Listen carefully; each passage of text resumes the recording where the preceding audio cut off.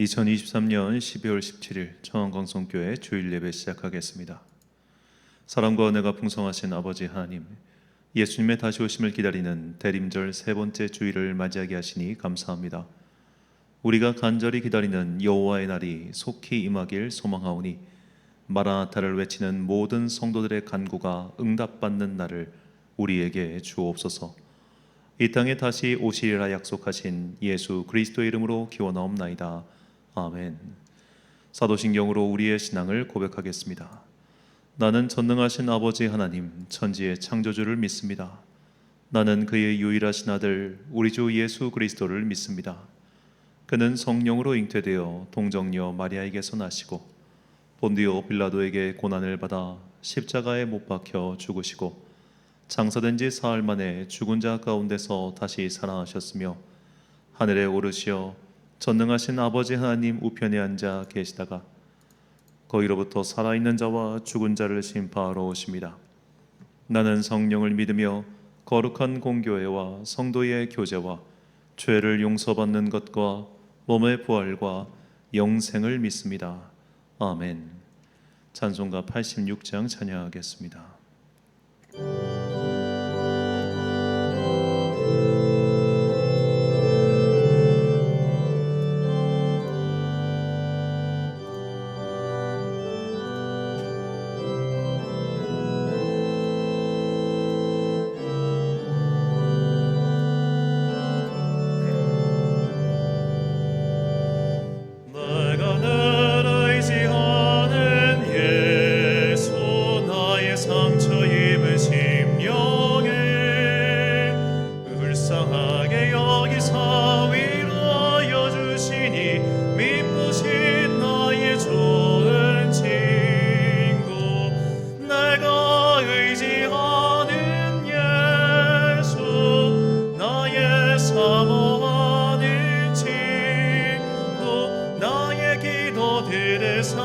응답하여 주시니 미쁘신 나의 좋은 친구 주의 손 의지하고 살 때 나를 해할 자가 없도다.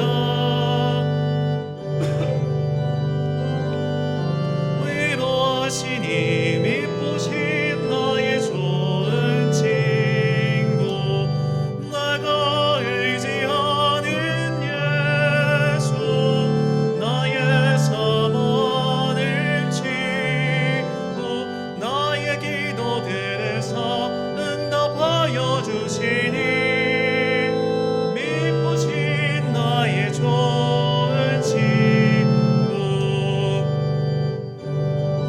단강 건너가며 마음이 두려웠었던 나도 주가 인도하시니 어찌 두려워하랴.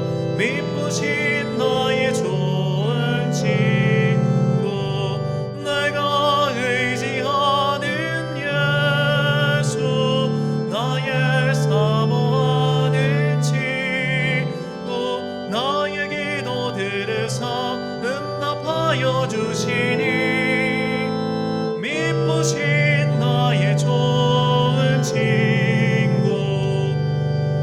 이후 천국에 올라가서 모든 성도들과 다 함께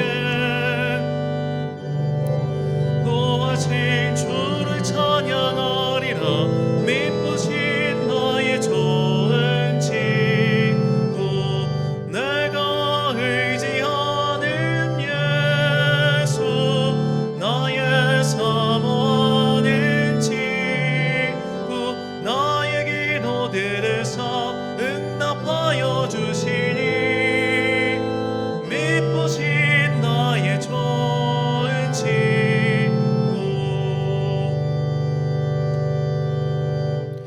한 주간 동안 하나님과 나만 아는 죄를 고백하며 침묵으로 회개의 기도를 드리겠습니다.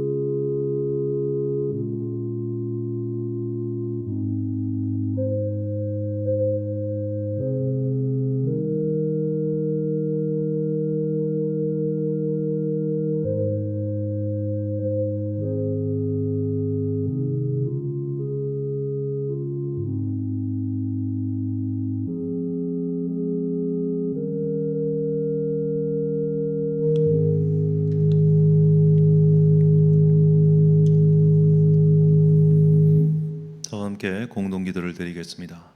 사랑과 은혜가 풍성하신 아버지 하나님, 다시 오실 예수님을 기다리는 대림절 세 번째 주일을 허락하여 주시니 감사합니다. 하나님의 형상대로 우리를 창조하시고 죄악에 빠진 우리를 구하기 위해 예수 그리스도를 보내주시고 은혜의 믿음을 선물로 주사 구원해 주셨고 하나님의 자녀로 삼아주신 주님께 감사와 찬양과 경배를 드립니다. 하나님의 자녀인 우리는 날마다 성령의 인도함을 받으며 승리하는 삶을 살아야 하지만 지나온 한 해를 돌이켜보면 옛 습성을 버리지 못했습니다.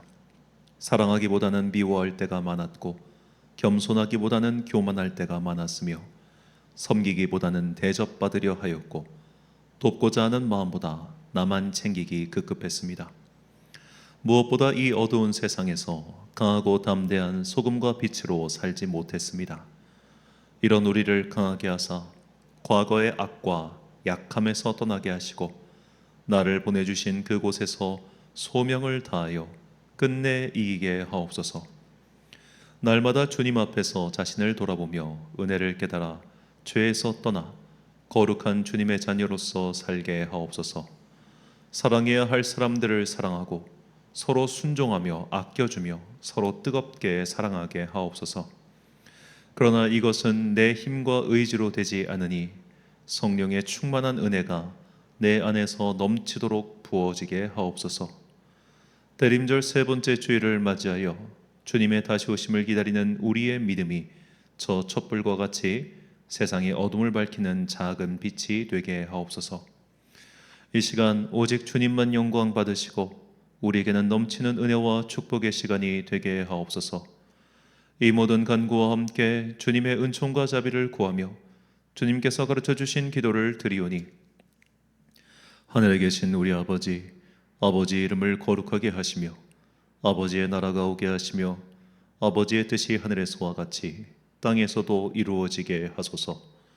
오늘 우리에게 일용할 양식을 주시고 우리가 우리에게 잘못한 사람을 용서하여 준 것 같이 우리 죄를 용서하여 주시고 우리를 시험에 빠지지 않게 하시고 악에서 구하소서. 나라와 권능과 영광이 영원히 아버지의 것입니다. 아멘.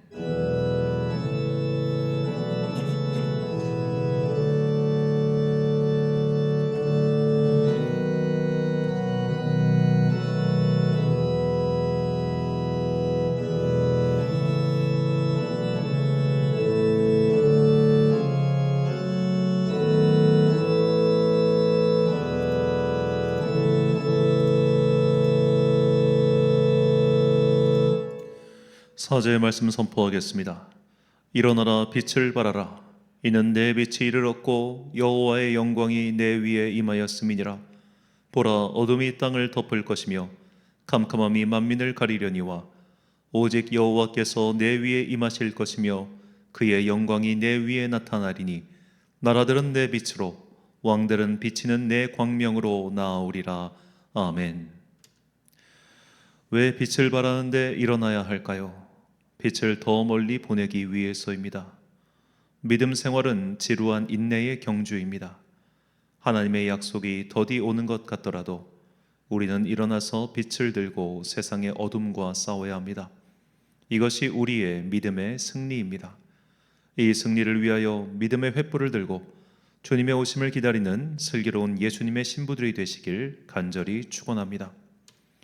교동문 117번을 함께 교독하시겠습니다. 광야와 메마른 땅이 기뻐하며 사막이 백합화 같이 피어 즐거워하며 무성하게 피어 기쁜 노래로 즐거워하며 레바논의 영광과 갈멜과 사론의 아름다움을 얻을 것이라. 그것들이 여호와의 영광 곧 우리 하나님의 아름다움을 보리로다. 너희는 약한 손을 강하게 하며 떨리는 무릎을 굳게 하며 겁내는 자들에게 이르기를 굳세어라, 두려워하지 말라. 보라, 너희 하나님이 오사 보복하시며 갚아주실 것이라. 하나님이 오사 너희를 구하시리라 하라. 그때에 맹인의 눈이 밝을 것이며 못 듣는 사람의 귀가 열릴 것이며 그때에 저는 자는 사슴같이 뛸 것이며 말 못하는 자의 혀는 노래하리니 이는 광야에서 물이 솟겠고 사막에서 시내가 흐를 것임이라. 뜨거운 사막이 변하여 못이 될 것이며 메마른 땅이 변하여 원천이 될 것이며 승냥이에 눕던 곳이 풀과 갈대와 부들이 날 것이며 거기에 대로가 있어 그 길을 거룩한 길이라 일컫는 바 되리니 깨끗하지 못한 자는 지나가지 못하겠고 오직 구속함을 입은 자들을 위하여 있게 될 것이라. 아멘. 다 함께 찬양하겠습니다.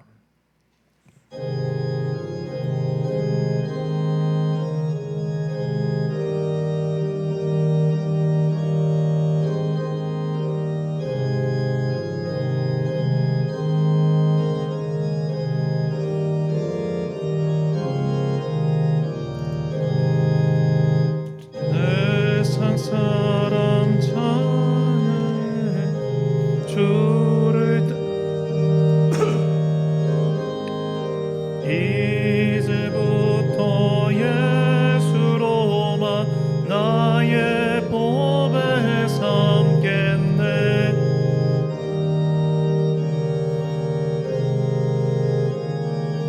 모두 잃어버려도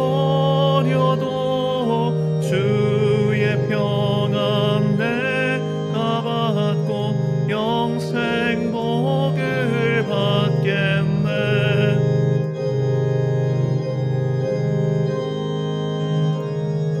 나도 곤욕 당하리.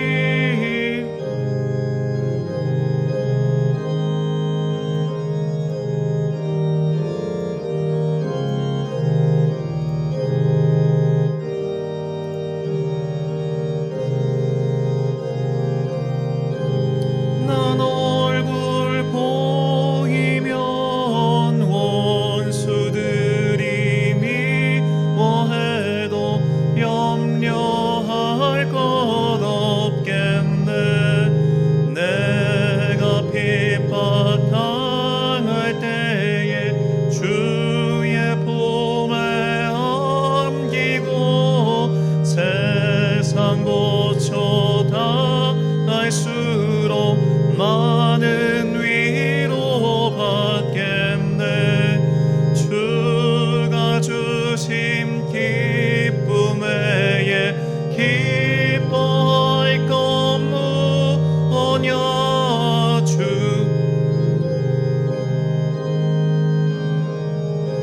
기뻐할 것뿐일세.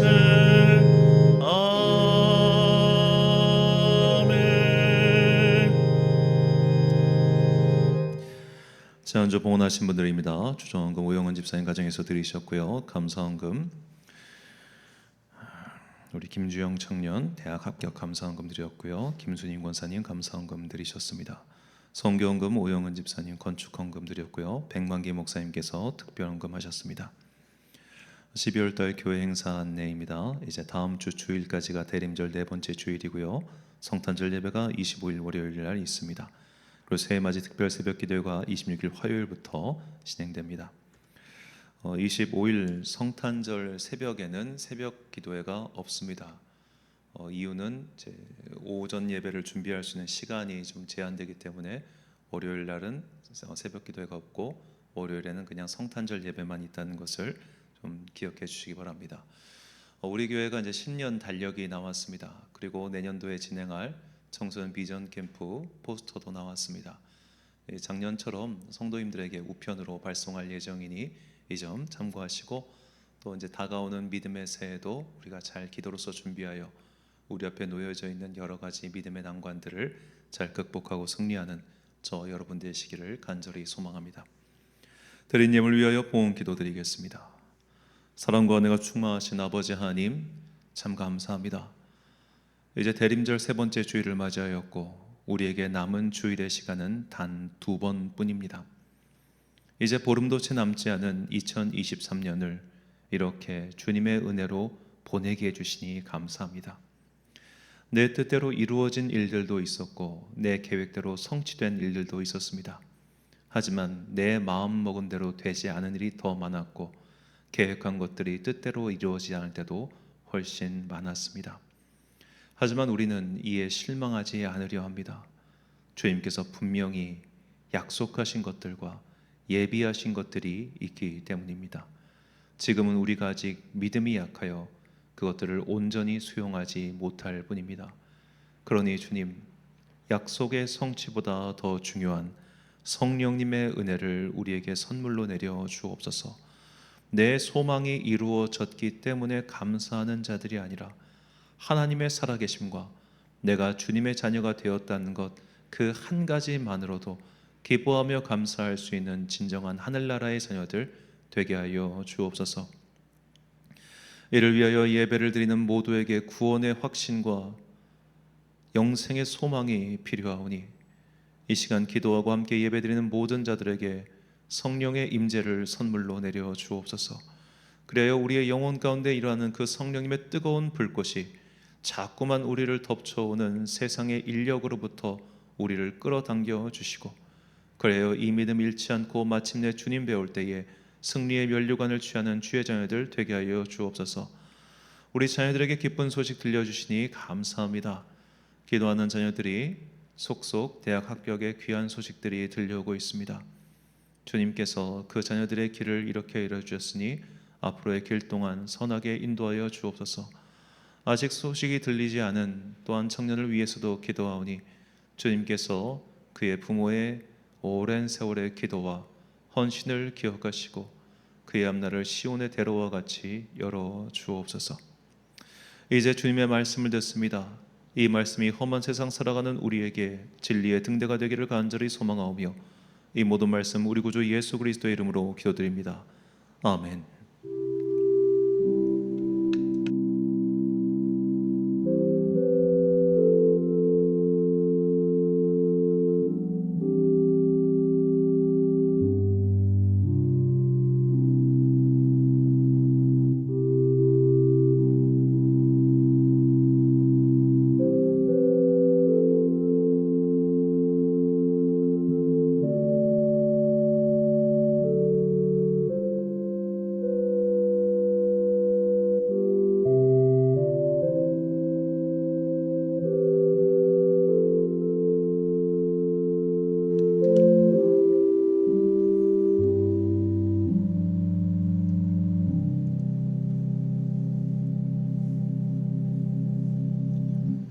오늘 우리에게 주신 하나님의 말씀 구약성경 스가랴 1장 10절부터 17절까지 말씀입니다.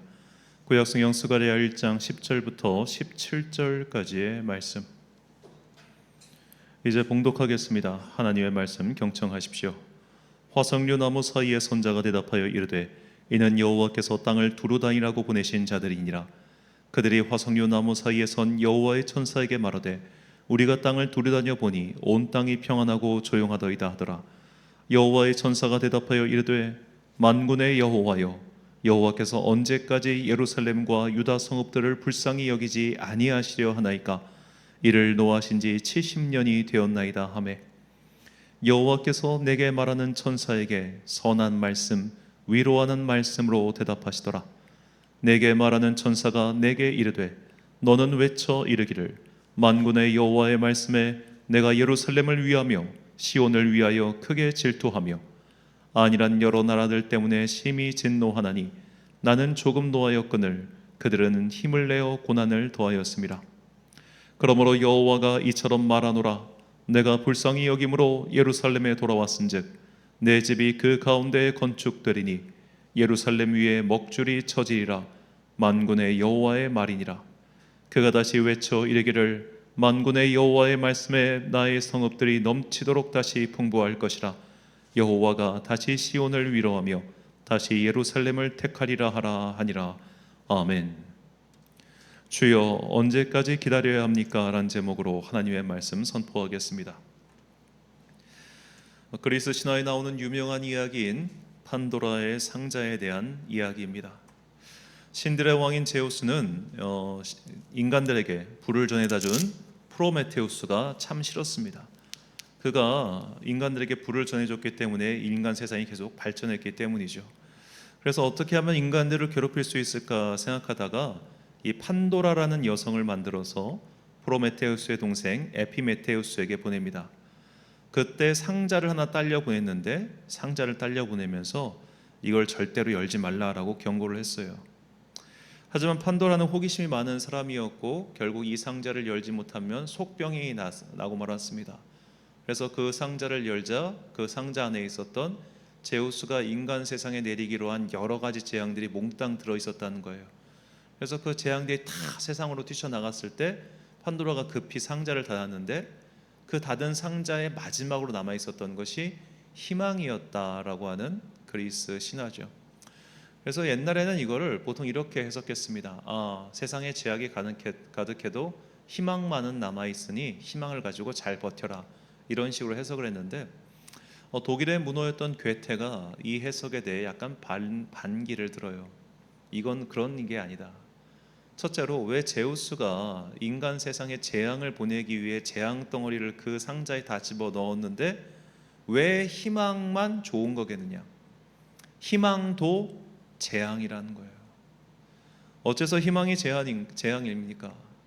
희망을 갖고 산다는 게 때로는 희망 고문이 될 때가 있기 때문이죠. 헛된 희망이라고 하지 않습니까? 그런 희망 고문 때문에 오히려 인간들은 더 긴 시간을 괴로워한다는 것이죠. 희망을 가지면 사람들은 그 희망을 붙들고 어떻게든 이 현재를 이겨내 보려고 합니다. 그것이 때로는 진취적인 힘을 낳기도 하지만 사실은 가망성이 없는데 헛된 희망을 붙들고 살면 결국 에너지 낭비, 시간 낭비, 인생 낭비가 될 때가 많기 때문이죠. 예를 들어 누가 봐도 가망성이 제로인 사업을 희망을 갖고 붙들고 있으면 어떻게 되겠습니까? 같이 망하는 것처럼 헛된 희망이라고 하는 것이 때론 이렇게 인간에게 재앙이 될 때가 있다는 거죠. 이런 희망 때문에 오래 괴로워하는 사람들의 이야기는 우리가 주변에서 흔히 들을 수 있습니다. 특히 병에 대해서는 그렇죠. 오히려 이런 것들은 우리 믿는 사람들이 더 많을 때가 있어요. 하나님, 이 병 낫게 해주세요. 이 병 낫게 해주세요. 근데 그 병이 나을 병이 아닌 경우, 정말로 실체가 절단됐을 때, 하나님, 내 잘린 손이, 잘린 발이 하루에 1mm씩만 자라게 해주세요. 하나님께서는 손이 이렇게 말린 사람도 펴게 해주신 하나님 아니십니까? 이거 낫게 해주세요. 그런 간절한 기도가 오히려 그의 영혼을 갉아먹을 때가 얼마나 많습니까? 특히 뭔가 나을 것 같을 때, 이 사람 찾아가고 저 사람 찾아가고 이 기도원 가고 저 기도원 가고 여기 가서 기도받겠다고 하고 저기 가서 기도받겠다고 하면서 그렇게 시간을 낭비하고 또 재산을 낭비한 일들이 얼마나 많습니까? 성경에는 그런 희망 고문에 12년째 시달린 한 여인의 이야기가 나오죠. 마가복음 5장 25절과 26절 말씀입니다. 12해를 혈루증으로 알아온 한 여자가 있어 많은 의사에게 많은 괴로움을 받았고 가진 것도 다 허비하였을 때 아무 효험도 없고 오히려 더 중하여던 자예. 자, 혈루병, 유출병이라고도 하죠. 여성의 생리가 멈추지 않는 그런 병이 이 여인에게 걸렸습니다. 이것은 그 당시의 기준으로 봤을 때 심각한 질병이었습니다. 왜냐하면 모세의 율법에 따르면 월경을 하는 여인은 부정하게 취급당했기 때문이죠. 왜 월경을 하는 여인을 부정하게 취급했는가에 대해서는 이미 여러 번 강해 때 말씀드렸습니다. 수요일에도 말씀드렸죠. 이것이 사실은 여성을 보호하기 위한 하나님의 조치였는데 세월이 흐르면서 그 율법의 진의는 사라진 채 이것을 그저 여성을 부정하게 취급하게 만드는 그런 악법이 된 것입니다. 자, 그런 식으로 이 여인은 12년 동안 일종의 반격리를 당했습니다. 아마도 가족들도 그녀를 버렸을 겁니다. 가까이 갈 수 없으니까요. 그렇게 해서 여러 희망을 가지고 누구를 만나고 어디를 가고 누구를 돈 쓰고 이런 일들이 얼마나 많았겠습니까? 이 약이 좋대, 이거 먹어보래, 여기 가서 해보래, 그런 여러 가지 것들을 했지만 전혀 효험이 없었죠. 그녀는 12년 동안 희망 고문을 당했던 것입니다. 차라리 야, 이건 사람이 고칠 수 있는 게 아니야, 이건 어쩔 수 없는 거야 라고 일찍부터 그렇게 내려놓았다면 재산이라도 지켰을 텐데 아마도 주변에서 여러 희망 섞인 말들을 하니 그런 희망 고문을 당했을 것이죠. 하지만 이 이야기는 결국 해피엔딩으로 끝납니다. 그녀는 예수님의 옷자락을 붙잡았고 그 간절한 믿음 때문에 병이 고쳐졌습니다. 그래서 이 희망 고문에 시달린 이 여인의 이야기는 우리에게 이런 메시지로 귀결될 때가 많죠. 예수님을 만나라. 그러면 너의 삶의 문제가 해결된다라고 말이죠. 그런데 저는 그런 류의 메시지를 좋아하지 않습니다. 그런 말들을 쉽게 여기저기 전달하는 분들을 보면 그런 분들 참 신뢰하기가 어려워요. 그런 말들 내가 들어보니까 야, 정말 누가 인생에 고통당하고 있을 때 옆에 와가지고 너 기도해, 주님 만나, 그럼 해결돼, 이런 말 쉽게 하는 분들은 모두가 그런 것은 아니지만 의외로 많은 분들이 기도해도 해결되지 않는 문제를 겪어보지 않은 분들이더라는 거예요. 오랜 시간 동안 어떤 문제를 두고 마치 희망 고문을 당하듯이, 그래 주님 만나면 이 문제 해결될 거야, 열심히 기도하면 이 문제 해결될 거야, 성령님이 임하면 이 문제가 해결될 거야, 하나님께는 능치 못함이 없어 라고 하는 그런 메시지를 받고 그 메시지를 얻기 위해서 기도해 봤지만 그 문제가 1년, 2년, 심지어 수십 년 동안 기도를 해도 해결되지 않는 그 문제에 맞닥뜨려 보지 않은 사람들은 쉽게 남에게 희망 섞인 말을 하더라는 거예요. 예수님을 만나 해결돼, 열심히 기도해봐 해결될 거야.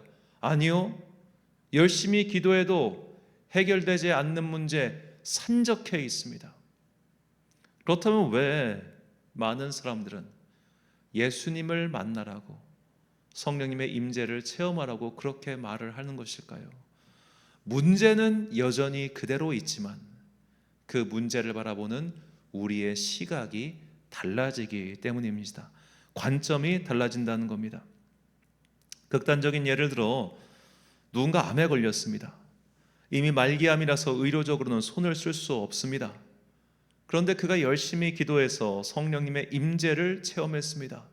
그 성령님의 임재를 체험한 것이 그가 병이 나았단 말은 아니지요. 내가 암에 걸렸으나, 이제 곧 죽을 병에 걸렸으나 성령님의 임재를 체험하고 나의 끝은 이 육신의 소멸이 아니라 이 육신의 소멸 이후에 있는 천국이 나를 기다리고 있다는 것을 그가 확답받았다면 그 병은 죽을 병이 아니라 그를 영생으로 인도하는 하나님의 손이 되는 겁니다. 시선이 달라진 거죠. 그러나 제3자가 볼 때는 그 문제는 여전히 그대로 남아있는 것이죠. 우리가 기도해야 될 것은 바로 이것입니다. 문제가 해결되게 해주세요. 문제가 빨리 없어지게 해주세요. 내 앞에 있는 저 산들이 다 평지가 되게 해주세요. 이걸 기도할 게 아니라 저 산을 바라보는 나의 마음이 달라지게 해주세요. 아무리 세월이 지나도 바뀌지 않는 이 문제를 바라보는 나의 시선이 변하게 해주세요. 우리의 기도는 이런 식으로 바뀌어야 합니다. 이것이 진짜 기도의 대답인 것이죠. 많은 사람들은 기도의 응답을 추구합니다. 기도의 응답은 그냥 제가 분류할 때 내가 기도한 대로 이루어지는 것이 기도의 응답인데, 사실 우리는 이런 기도의 응답도 보다 더 중요한 게 기도의 대답을 듣는 거예요. 이것이 왜 해결되지 않는지 하나님의 답변을 듣는 겁니다. 바울 같은 경우 자신의 육체의 가시의 해결을 위해서 3번 동안 열심히 기도했습니다. 그런데 그는 하나님의 답변을 듣습니다. 그건 너를 괴롭히기 위한 게 아니라, 너를 괴롭히기 위한 사탄의 도구가 아니라 너로 하여금 겸손하게 하여 은혜로부터 떠나지 않기 위한 나의 안배야 라는 답변을 듣죠. 그러자 그때부터 그 육체에 가시는 더 이상 바울을 괴롭히는 찌르는 도구가 아니라 하나님의 은사가 되었습니다. 이런 식으로 우리는 대답을 듣기 위해 기도해야 됩니다. 이게 진짜 희망이에요. 대답을 하실 수 있는 하나님께서 살아계시고 지금도 우리와 함께 하신다는 것, 이게 우리가 궁극적으로 잊지 말아야 할 희망의 메시지입니다. 결코 살아계신 하나님이 너와 함께 하시니 너의 삶의 모든 문제가 해결될 것이다, 이건 성경의 가르침이 아니에요. 우리가 이렇게 잘못된 성경의 가르침 때문에 희망 고문을 당해서 우리의 기도의 힘을 낭비한 일은 없어야겠지요. 하나님께서 스가랴 선지자를 통해서 주신 말씀 또한 이런 희망의 메시지를 담고 있습니다. 우리가 하나님께서 주신 이 말씀을 이해하기 위해서는 스가랴 선지자가 살았던 시대 상황을 이해할 필요가 있습니다. 이 스가랴 선지자는 그의 활동 연대가 분명하게 나와 있습니다. 본문 1장 1절 말씀입니다. 다리오 왕 제2년 8째 달에 여호와의 말씀이 이도의 손자 베라랴의 아들 선지자 스가랴에게 임하니라. 이르시되, 자, 여기서 다리오 왕 제2년이라고 연대가 분명히 나오죠. 이 다리오 왕은 페르시아 제국의 3대 왕이었던 다리우스 1세를 가리킵니다. 그의 재위 연도가 기원전 522년부터 486년까지입니다.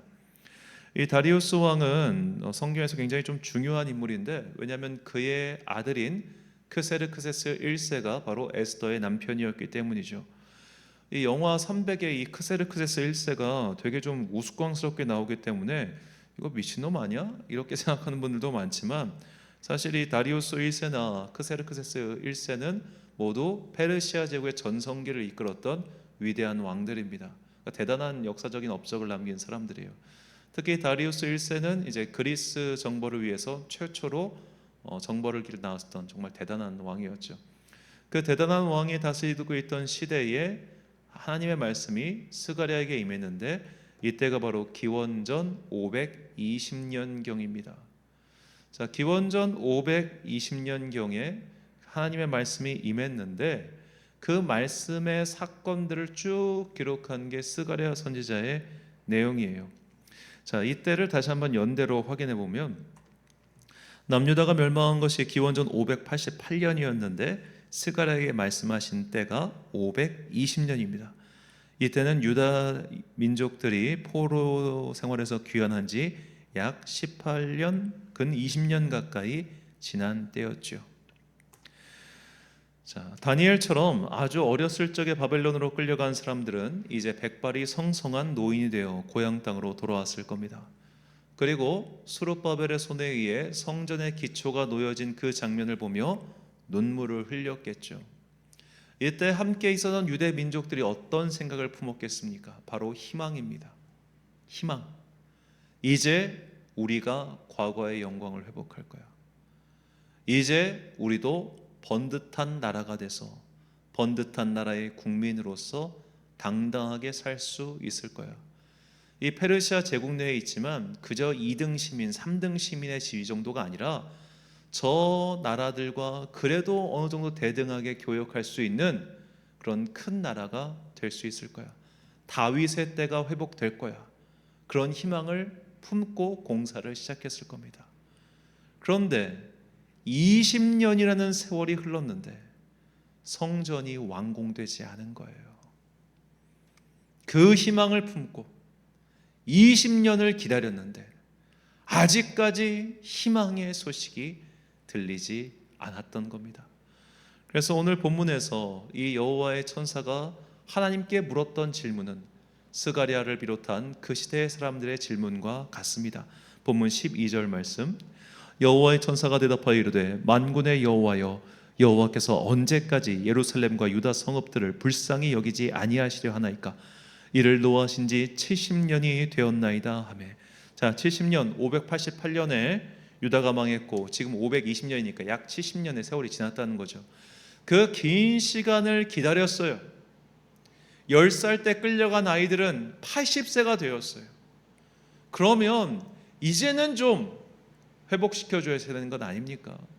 그 한 가지 희망을 품고 포로 생활을 버티고 2등 시민, 3등 시민 취급당하는 걸 버티고 그 먼 길을 끌려갔다가 다시 돌아와가지고 여기서 20년이라는 세월을 기다렸는데 이제는 좀 완공시켜 주셔야 되는 것 아닙니까?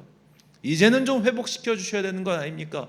우리가 희망을 바라는 간절한 기도를 드렸으니 이제는 좀 우리의 기도에 응답해 주셔야 되는 것 아닙니까? 라고 말하는 거죠. 그들의 그 외침에 대하여 하나님께서는 이렇게 말씀하십니다. 본문 16절과 17절 말씀, 그러므로 여호와가 이처럼 말하노라.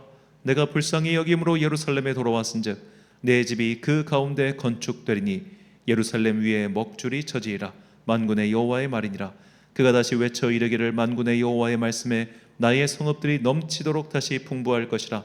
여호와가 다시 시온을 위로하며 다시 예루살렘을 택하리라 하라 하니라. 아멘.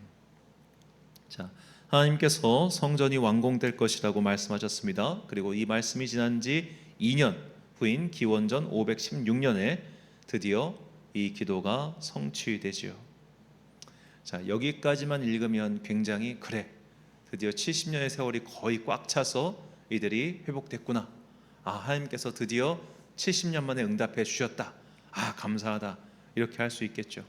자, 그런데 우리가 에스라와 느헤미야까지 이야기를 쭉 살펴보면 성전이 완공된 건 그야말로 진짜 시작이었어요. 완공이 끝이 아니라 시작이란 거예요. 자, 우리가 예를 들어 어떤 건물을 지었다고 가정해 보십시오. 그 건물이 건물로서 기능을 하려면 어떻게 해야 됩니까? 여러 가지 일들이 필요합니다. 건물 관리인도 필요하겠고요. 예를 들어 상가 건물이라면 여러 가지 임대인들이 들어와야겠고요. 그 임대인들이 들어와서 인테리어를 하고 장사를 시작해야 되고, 그 장사를 시작해서 수익이 발생해야만 비로소 그 건물이 건물답게 움직이는 거 아니겠어요? 그런데 상가를 지어놔도 공실이 잔뜩 있으면 그게 상가로서 기능을 한다고 볼 수 있겠습니까? 그러니까 건물만 완공해 놓은 건 사실 별 의미가 없다는 거예요. 내가 완공해 놓은 건물이 그 목적에 따라서 운영되고 있어야만 의미가 있는 겁니다. 성전은 지어놨지만 성전은 아직 그 목적에 따라 운영되지를 못했어요. 왜냐? 성벽이 없었기 때문에. 성벽이 없다는 건 아직 도시가 제 기능과 역할을 못하고 있다는 소리죠. 도시가 제 기능과 역할을 못하고 있다는 것은 제사장들이 성전에 상주한 게 아니라 성전 근처에 살 거 아닙니까? 그의 가족들과 그의 사람들이. 그러면 성전에서 여러 가지 일들을 하는 거 아니겠어요? 그리고 제사장만 일해야 됩니까? 레위인들도 필요하잖아요. 성전이 성전으로서 기능하기 위해서는 여러 사람들이 필요했고, 그 여러 사람들이 머물 수 있는 도시가 필요했습니다. 마을이 필요했습니다. 그런 기능들이 필요했습니다. 예를 들어 막 진짜 극단적인 예를 들어서, 왜 뭐 젊은 목사님들이 저 낙도라든지 저 시골에 내려가는 걸 힘들어 하실까요? 애들 보낼 학교가 없어서 그런 건 아니에요. 지금 그런 식입니다. 사람들은, 백성들은 있지만 이 도시를 운영할 수 있는 체계가 하나도 없었던 거예요. 그런 것이 있었기 때문에 사실 스룹바벨의 성전은 일종의 반쪽짜리나 다름없었던 것입니다. 도시가 도시로서 기능을 하지 못하고 있었기 때문에. 자, 이에 대해서도 하나님께서는 이런 약속을 하셨어요. 바로 성벽의 건축에 대한 약속입니다. 스가랴 2장 4절과 5절 말씀입니다. 이르되 너는 달려가서 그 소녀에게 말하여 이르기를 예루살렘은 그 가운데 사람과 가축이 많음으로 성곽 없는 성읍이 될 것이라 하라. 여호와의 말씀에 내가 불로 둘러싼 성곽이 되며 그 가운데서 영광이 되리라. 아멘. 자, 이 말씀은 너희가 성곽이 필요 없다 그런 말씀이 아닙니다. 하나님의 영광이 이 도시 가운데 임할 것이니 이 도시는 그 자체로서 내가 있음으로써 정말로 튼튼한 그런 도시가 될 것이다 라는 말씀이에요. 성곽 짓지 말란 얘기가 아닙니다. 근대에 이르기까지 도시들은 다, 주요 도시들은 다 성곽이 있었어요. 그 성곽이 있어야만 사람들이 안심하고 여러 가지 활동을 할 수 있었기 때문입니다. 하나님께서 결국 이 말씀은 내가 너희와 함께 있어서 너희의 성벽이 완공되고 이 도시는 도시로서 온전한 기능을 하게 될 것이며 성전은 회복될 것이다 라는 약속의 말씀이었어요. 이게 기원전 516년에 스가랴에게 약속하신 말씀입니다. 자, 그렇다면 이 약속은 언제 이루어졌을까요? 이건 느헤미야의 연대를 보면 확인할 수 있습니다. 자, 남유다가 아까 말씀드린 것처럼 기원전 588년에 멸망했는데 예루살렘 성벽이 완공된 건 기원전 445년입니다. 스룹바벨의 성전 제2성전이 완공된 지 무려 70년의 세월이 지나서였어요. 오늘 본문 기준으로 스가랴에게 말씀하신 지 75년 뒤에 이 약속이 성취된 겁니다. 그렇다면 이 약속을 들었던 세대는 지금 다 죽은 거죠. 성전의 완공이 20년 지연되었습니다. 그래요. 20년 지연됐어도 그래도 아직 살아있는 사람들이 있으니 버틸 수 있었을 거예요. 그런데 성벽은 그로부터 한참 뒤에 70년 후에 이루어졌어요. 그러면 어릴 적에 끌려간 사람들은 이거 다 못 보고 죽었다는 얘기입니다. 어릴 적에 끌려가서 그래도 하나님의 약속의 성취라는 희망을 품고 살았던 그 세대들은 다 죽었다는 거예요. 그들의 희망이, 그들의 소망이 성취되는 것 못 보고 다 죽었다는 겁니다. 이걸 우리는 어떻게 받아들여야 될까요? 자, 우리의 믿음 생활이 이럴 때가 많습니다. 열심히 기도했어요. 하나님, 나 이거 꼭 보게 해주세요. 나 이거 꼭 이루게 해주세요. 그런데 내가 그거 못 보고 죽을 때 많지요. 내가 그거 이루어지는 것 경험하지 못하고 죽는 경우 많지요. 그런 모습을 옆에서 지켜보면 우리는 시험됩니다. 하나님은 없나? 하나님은 능력이 없나? 하나님은 살아계시지 않나? 아니면 하나님께서는 저 사람을 사랑하지 않으신 것인가? 라고 말이죠. 우리가 생각하는 희망은 내가 이 땅에 살아있는 동안 내가 드렸던 기도의 제목들이 응답되는 것이 희망이에요. 내가 살아서 그걸 보는 게 희망이에요. 우리는 이것만 생각해요. 그러다 보니까 내가 살아있을 적에 이 일이 속히 임하지 않으면, 내가 살아있을 적에 이 기도의 제목이 속히 응답되지 않으면 우리는 믿음에 엄청난 시험이 됩니다. 그러면서 하나님을 원망하거나 때로는 믿음 자체를 부정하는 일까지 벌어지죠. 예수님의 제자들도 마찬가지였습니다. 예수님의 제자들 가운데는 주님께 이 말씀을 들은 사람들이 있었어요. 마태복음 16장 27절과 28절 말씀. 인자가 아버지의 영광으로 그 천사들과 함께 오리니 그때 각 사람이 행한 대로 갚으리라. 진실로 너희에게 이르노니 여기 서 있는 사람들 중에 죽기 전에 인자가 그 왕권을 가지고 오는 것을 볼 자들도 있느니라. 아멘. 자, 초대교회 예수님의 직계 제자들이 정말로 열심히 복음을 전파한 이유가 바로 여기에 있습니다. 그들은 믿었어요. 내가 죽기 전에 주님께서 오신다고 약속하신 그 약속을 믿었어요. 그러니까 그들이 막 죽으려고 순교한 게 아니에요. 열심을 다하니까 순교한 거였어요. 그들은 순교 이전에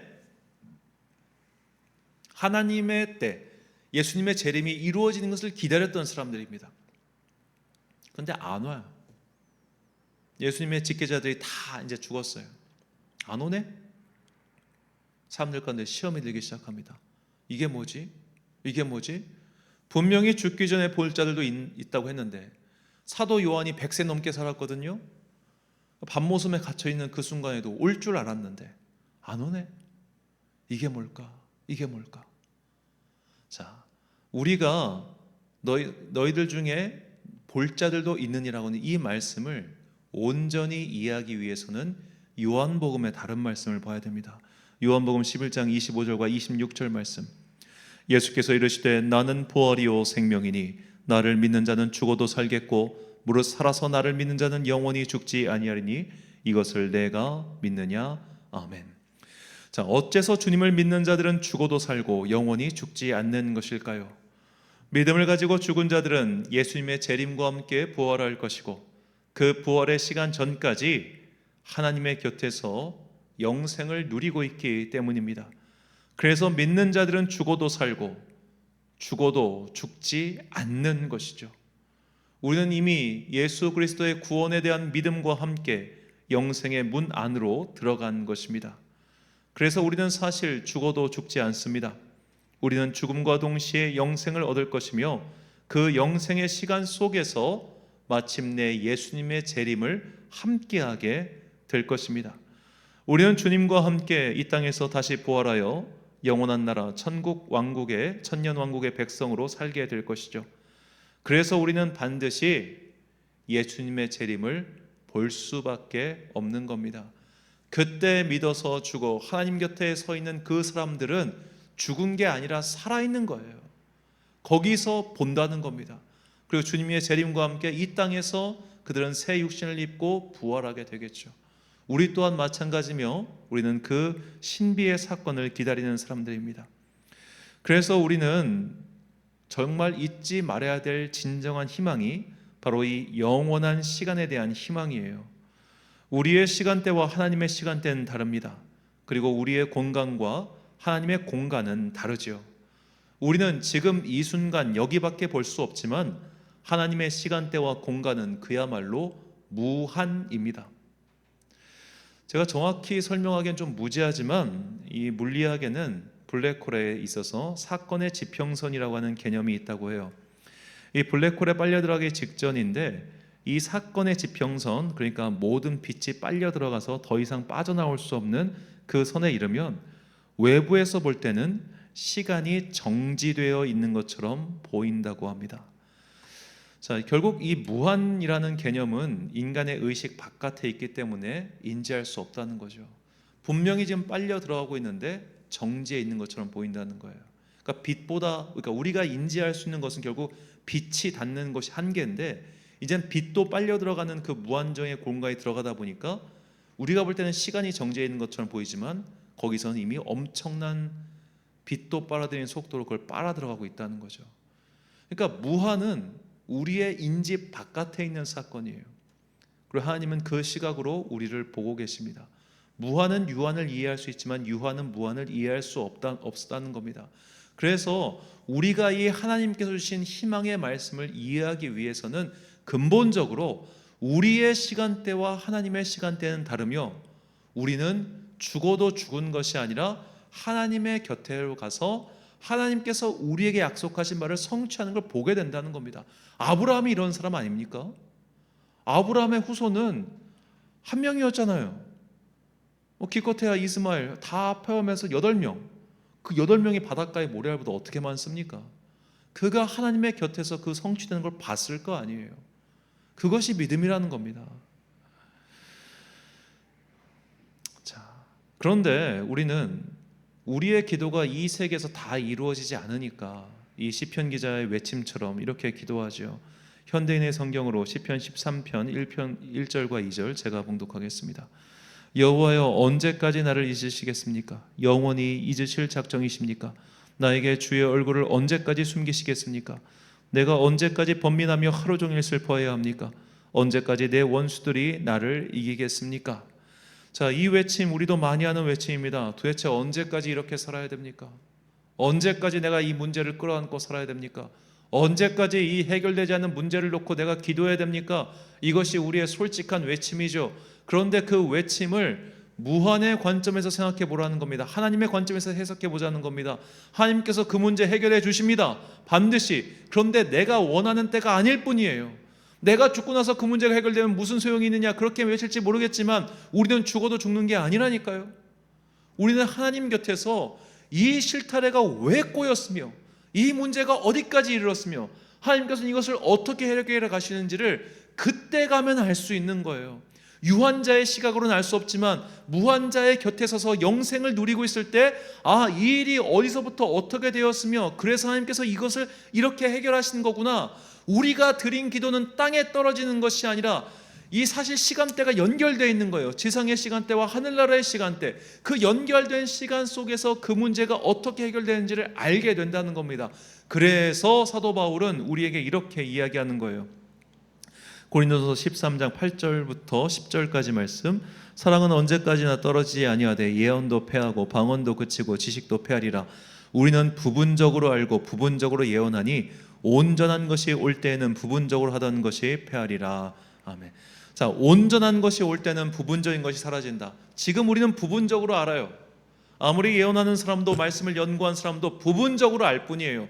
성경을 100날 100번 1000번을 읽어도 우리는 이 땅을 살아가는 동안 일어나는 모든 일들을 다 해석하지 못해요.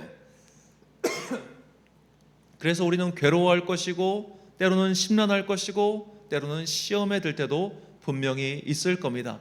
하지만 우리가 진정 놓치지 말아야 될 희망의 끈은 무엇인가?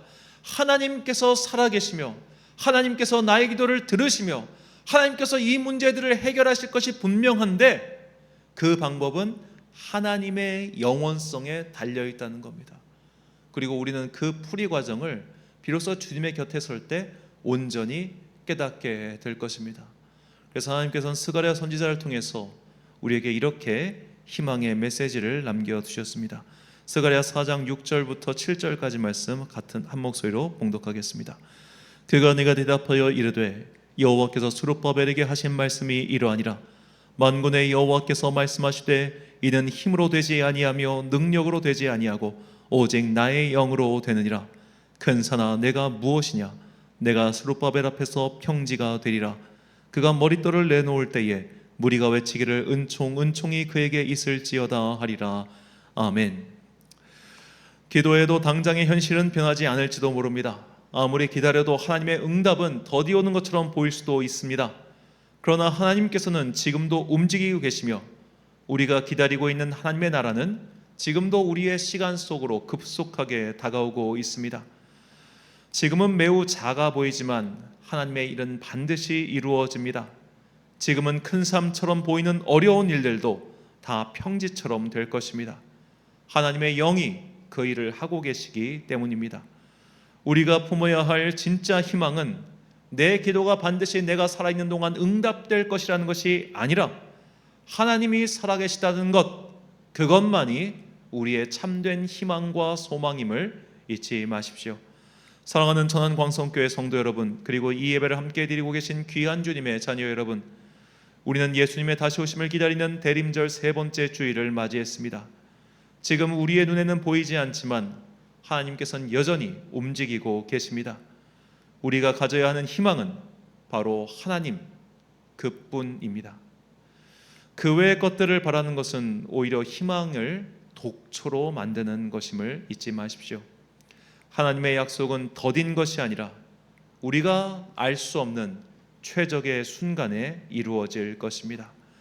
우리의 힘으로는 그 때를 당길 수 없습니다. 우리의 능력으로는 그 약속의 성취를 이룰 수 없습니다. 오직 하나님의 영이신 성령님께서 그 일들을 이루어 가십니다. 우리 앞에 떡하니 버티고 서 있는 그 높고 어려운 문제들조차도 결국 다 사라지게 될 것입니다. 우리의 문제는 하나님 앞에서 더 이상 문제가 아니라는 것을 잊지 마시고 하나님께 진정한 희망을 두고 마침내 그 희망의 날을 목도하는 여러분과 제가 되시길 예수님의 이름으로 축원합니다. 기도하겠습니다. 사랑과 은혜가 풍성하신 아버지 하나님, 진정한 희망은 내가 살아있는 동안 나의 소망이 성취되는 것이 아니라 하나님께서 살아계신다는 것, 그거 하나뿐임을 깨닫게 하시니 감사합니다. 이제 나의 기도가 더디 응답된다고 해서 절망하지 않겠습니다. 내가 바라는 때가 더디 온다고 해서 좌절하지 않겠습니다. 영원 속에 계신 하나님께서는 우리가 그 영원 곁으로 다가갈 때에만 우리가 부분적으로 알고 있는 것들을 온전하게 만드심을 믿습니다. 그 온전함을 바라보며 오늘 내 삶에서 이루어지지 않는 모든 것들에 대해서 원망하거나 불평하거나 좌절하지 않고 살아계신 하나님의 약속만을 믿으며 끝까지 버티고 마침내 승리하는 주님의 자녀들 되게 하여 주옵소서. 이 모든 말씀 우리에게 반드시 내가 다시 오리라 약속하신 거룩하신 예수 그리스도의 이름으로 기도드립니다. 아멘. 찬송가 492장 찬양하겠습니다.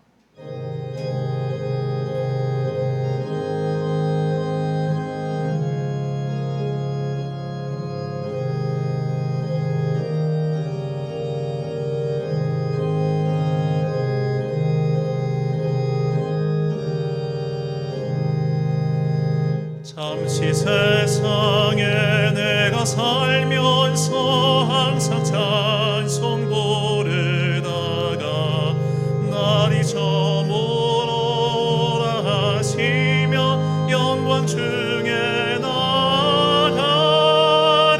열린 천국문 내가 들어가 세상 짐을 내려놓고 빛난 면류관 받아 쓰고 서주와 함께 길이 살리. 눈물 골짜기 더듬으면서 나의 갓길 다간 후에 주의 품 안에 내가 안기어 영원토록 살리.